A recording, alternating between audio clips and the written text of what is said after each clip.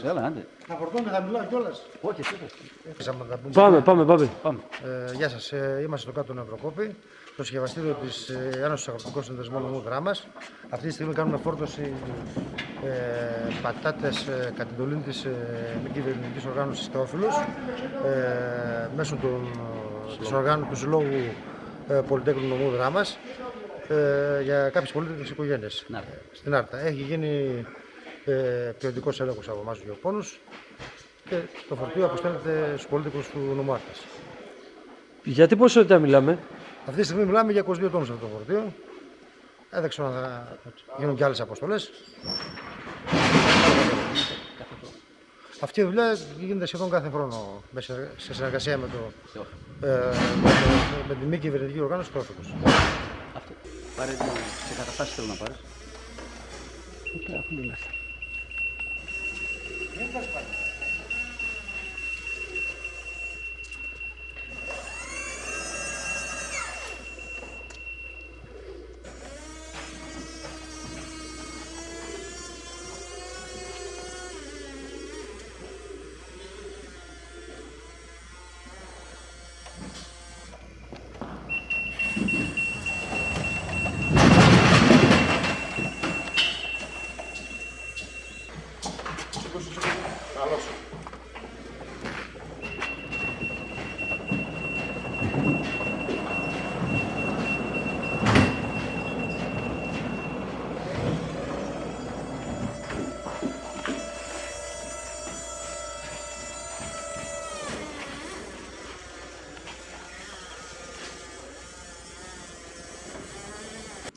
Είμαστε στο κάτω Νευροκόπη. Αυτή τη στιγμή γίνεται φόρτωση πατάτας για τον Σύλλογο Πολυτέχνων Νομού Άρτας. Η μη κυβερνητική οργάνωση Θεόφιλος από την Αθήνα κάνει αυτή την αποστολή σε συνεργασία με το σύλλογό μας από την Δράμα. Εκτιμώ ότι αυτή η προσπάθεια έχει ξεκινήσει εδώ πριν από 2 χρόνια και συνεχίζεται και φέτος. Θεωρώ ότι είναι μια καλή προσπάθεια. Η μη κυβερνητική οργάνωση Θεόφιλος είναι παντού και πάντα στηρίζει τους πολυτέχνους και εύχομαι να συνεχίσει να στέλνει και πατάτες και σε άλλους συλλόγους.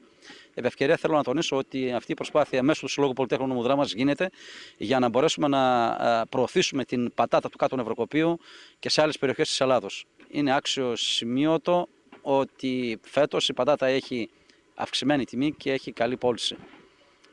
Κύριε Σμολοκτό, ο Σύλλογος Πολυτέχνων του Νομού της Δράμας έχει προμηθευτεί πατάτα Νευροκοπείου, έχει δώσει στα μέλη του. Είχαμε ξεκινήσει το πρόγραμμα αυτό πριν 2 χρόνια, πέρσι συγκεκριμένα και πριν 2 χρόνια και πιστεύω ότι και φέτος θα κάνουμε μια ακόμη διανομή για όσα μέλη του συλλόγου μας δεν έχουν πάρει πατάτες.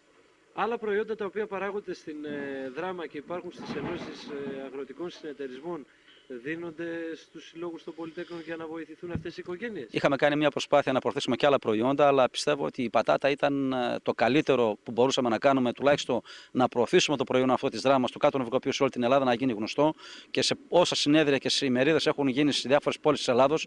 Εγώ προσωπικά, σαν πρόεδρος του Συλλόγου Πολυτέχνων, είχα ενημερώσει τους συναδέλφους μου ότι μπορούν να παίρνουν πατάτες από τον Νευροκόπη. Είναι μια καλή ευκαιρία να διαφημίσουμε το προϊόν του κάτω Νευροκοπείου και να βοηθήσουμε έτσι και τους παραγωγούς του τόπου μας.